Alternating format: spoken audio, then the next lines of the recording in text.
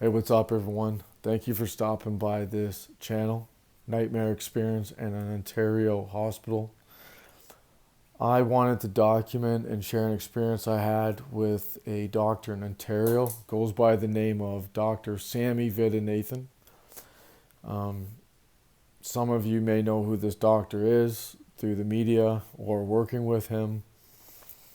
Um, I met this doctor at the Humber River Hospital. I believe it was October 5th, 2017.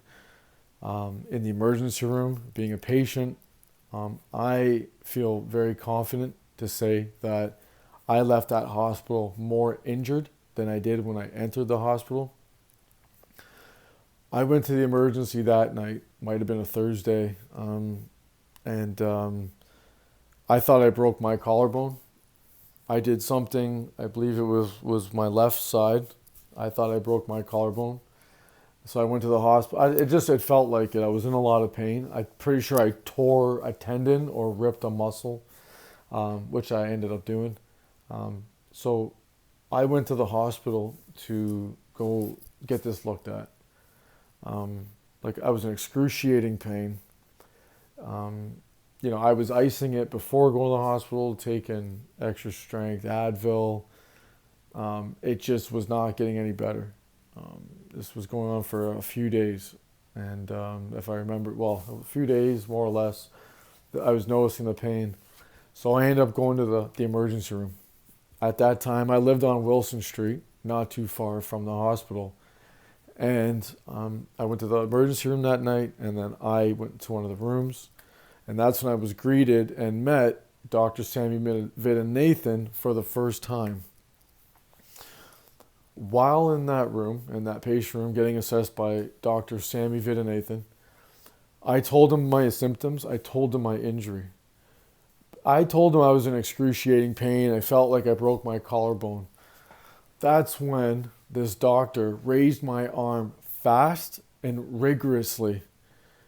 I was yelping in pain, and it hurt a lot. If you'd ask me pain out of 10, it was like a 10 out of a 10 pain when he raised my arm like that.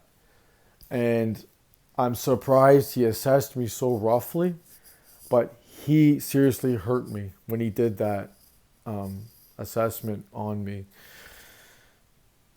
That night too, basically, as he assessed me, I guess he said he was going to send me to a physiotherapist. I'm not too sure.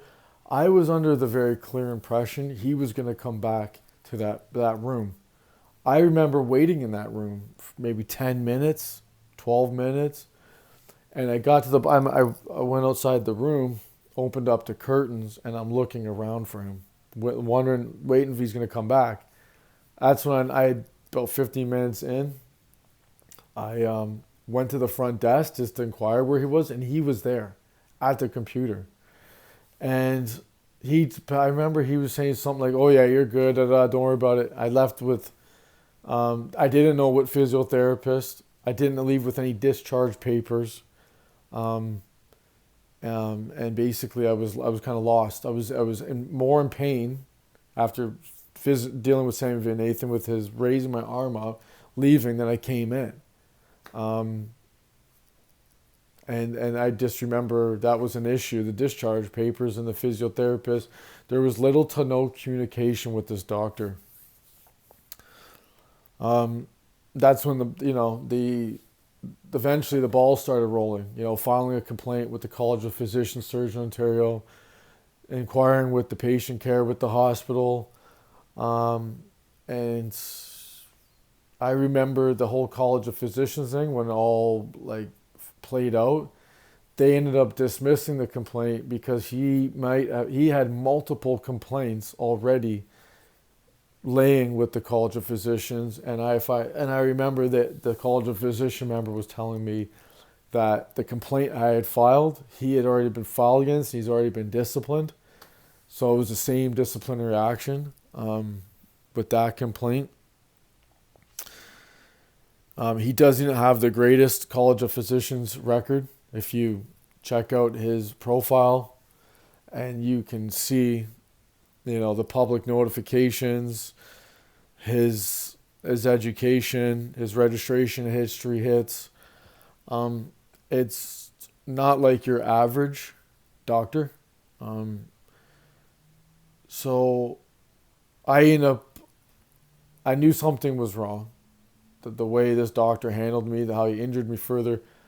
Another important thing is that a week or two after seeing Dr. Sammy Vaidyanathan, I had an MRI, and it came back. It was a little bit blurry, but I remember it said prominent swelling in this region. I was seriously hurt, and this doctor undermines it. Some of the people I've dealt with undermine this injury. And I ended up having to leave my job at that time. I was working at the old Toronto Star building, and I remember that I couldn't work anymore with this injury. So that I had to leave my job and go on short-term disability, which turned out to be long-term disability. I was ultimately off of work for 22 months. And if any of you out there know about disability and how tough it can be to maintain your benefits, well, I was on for 22 months. So that should tell you, there was some serious medical documentation to back up being off. I didn't want to be on disability. I wanted to work. And I just wasn't able to return as soon as I'd like to. I ended up filing a small claims lawsuit against Dr. Sammy Vaidyanathan in October 2019.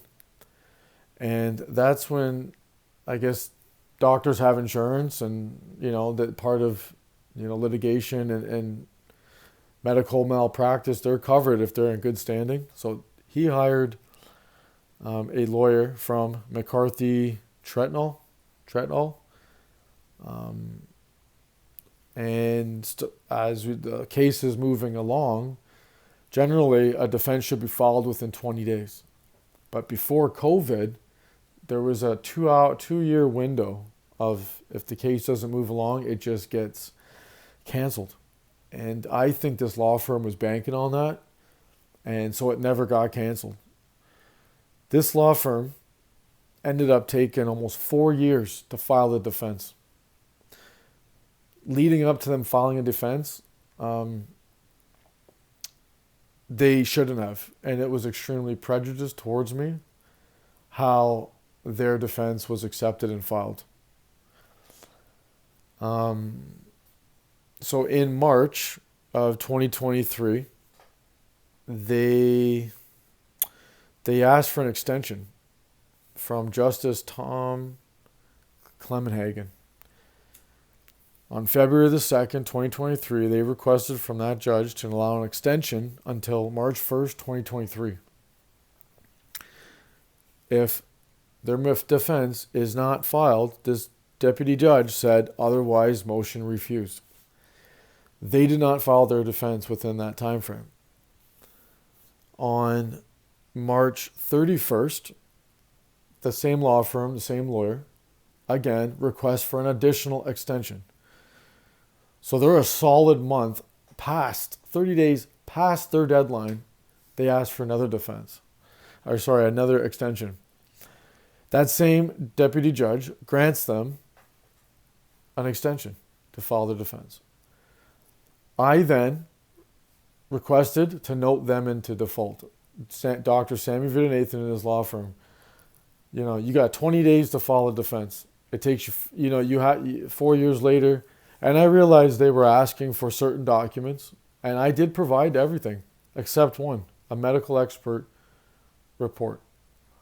And for those who know, or probably may not know, it is not easy to get an expert medical report, because generally, to get these reports, they 80-90% of the time or higher only deal with lawyers or insurance companies. A lot of them will not deal directly with the public. So everything they asked for down the road, I gave them, but I wasn't able to get that in time. I hired this paralegal, and she was brand new.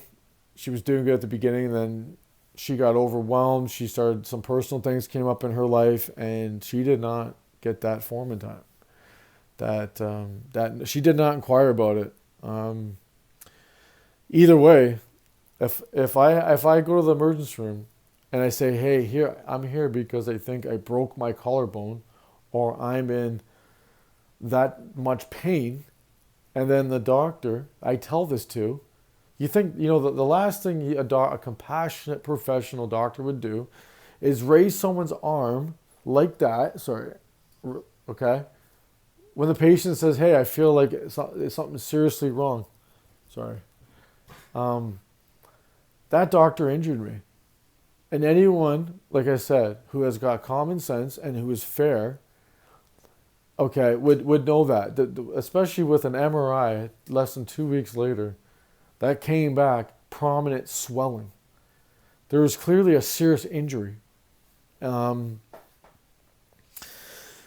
So then, yeah, the law firm, they asked for. So this is where it is another prejudice moment, is where that after that extension on March 31st, they asked for an extension on March 31st. At May 30th, 60 days later, I give them an additional 60 days. They get, no, I request, because there's an email, they was instructed by the Toronto Small Claims Court. Sorry, this is happening in the Toronto Small Claims Court. You send an email to file forms. I followed those instructions. They ignored that email. A week later, the Toronto Small Claims Court accepts their defense. When on paper, and I have a motion coming up, and I'm going to present this, and we're going to see if they're going to listen to that or not. That was prejudice. May 30th, I requested to put them in default. They asked for an extension March 31st, 2023. They filed it in the first or second week of June. So they took an additional 70 days. And I can tell you this, one of the deputy judges commented and said, because this law firm should know better. They're one of the top law firms, litigating law firms. They should know they can still file a defense without that. They could have said that, oh, Mr. Dobson didn't give us the forms to file in time. We can't properly file a defense, and for that reason, we ask you to dismiss it. Like, this is one route they could have went. The lawyer was Madeline Brown. She's no longer with that law firm anymore. So we have a settlement conference on December 13th, 2023. At that settlement conference, we discussed things. At the end of the settlement conference, that deputy judge, it was Deputy Judge Westland, asked me to deliver 3 items. A, medical records from October 7th, 2017. I did that. My employment records and my tax assessments of 4 years from all this stuff going on. I did that. Invoices of medical devices and proof I was on disability insurance for 22 months. I did that. I sent all that to them. And they're still going that route about this medical expert opinion. And I realize most of the time you do need one of those. But, you know, if I'm going to the hospital and I know I'm in serious, significant pain, where I'm comparing it to, I feel like, a broken collarbone, which ends up being a torn ligament, a serious torn ligament, where an MRI says that there is prominent swelling. This doctor furthered my injury. He hurt me. There's no sugarcoating it. Okay? He did not make things any better. And on top of that, he left me hanging in the patient room, and there was no discharge papers. So this law firm, they transfer lawyers. It's this guy named Sean. Last name starts with a P. He gets assigned to the case, and he's starting to get aggressive with me. He's trying to get things moving along. So they ended up getting an expert report from Dr. Aaron Kumal Sayal. He's an emergency physician from the North York General Hospital. And this doctor says in his report, Dr. Sammy Vaidyanathan did nothing wrong. Are you surprised? A doctor saying another doctor did nothing wrong? Right? That's like going to the law society and filing a complaint against a lawyer. Who handles that complaint? Another lawyer. They generally never tell on each other unless there's serious evidence.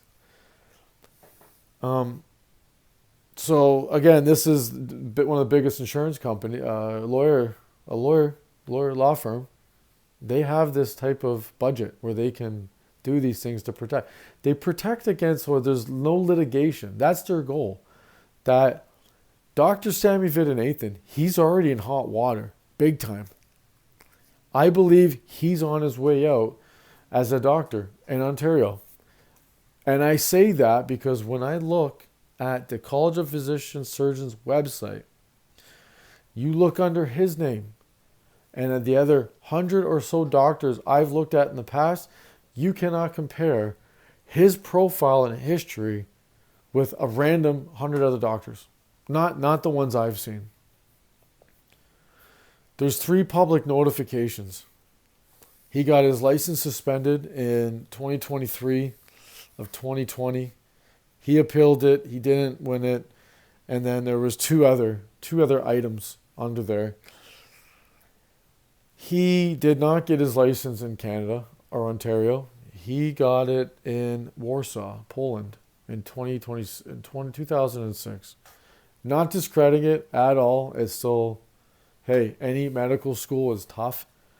You know, Ontario, I know in Ontario you got to have like 95, 99%. So not knocking the educational system or Warsaw University or any university for that point, but that's when he got his license. And if you go under the registration history, he's got 13 hits. There's also something under there about a DUI that he also has. All of this can be viewed under the College of Physicians Surgeons website. The Toronto Star published an article on Dr. Sammy Vaidyanathan on January 8th, 2021. And, you know, he's got a history of injuring people. Dr. Sammy Vaidyanathan has a history of not being nice to his coworkers, abusing the supplies at his job, getting caught sleeping in a patient's bed while patients wait for beds. It's all on this article on the Toronto Sun, published January 8th, 2021. Okay, so I'm not the only person that's had a terrible experience, a nightmare experience with a Ontario doctor, with this doctor. There's a lot of people out there, I think, that can agree they did not get adequate service in the hands of Dr. Sammy Vaidyanathan. So this lawsuit's it's ongoing, and you know, I think this is just the best remedy, is to share my experience, to be honest, to be factual, to be transparent. I'm not here to bash anyone. I'm here to share my experience as a patient with Dr. Sammy Vaidyanathan, and how after my experience with him, I confidently can say I left that hospital, that emergency room at Humber River, way worse off than I did entering it because of my interactions with Dr. Sammy Vaidyanathan. So, you know, that is, I guess, the first maybe of many videos sharing my experience and what has transpired from dealing with this doctor. That whole thing with disability, that wasn't fun. I had to walk away from a job, a good paying job, close to home, another great company, good group of workers, good group of guys and girls working with, and I had to leave that company. I had to walk away from that job because I was injured. And I was just hoping to, I was better off putting ice on my injury than going to see Sammy Vaidyanathan at the Humber River Hospital. You guys can check out yourself. Look, you can just research his name and you can see what comes up.